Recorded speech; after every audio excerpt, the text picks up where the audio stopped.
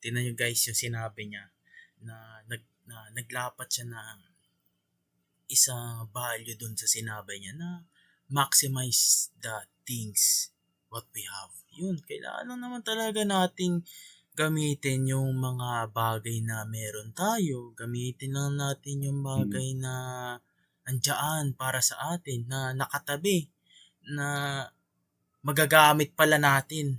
'Di ba? Yun lang naman talaga yun eh. Kasi, baga, Ah, yung mga... marami kasing Oo, sorry to oo. cut you off pero marami kasing mga Sige, tao sige. na Okay, okay na. na kumbaga mas vina-value yung shiny things.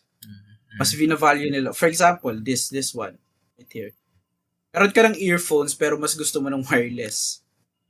Pero okay pa naman yung earphones mo. Pero ang mas tinitignan mo yung shiny things, shiny object. Diba?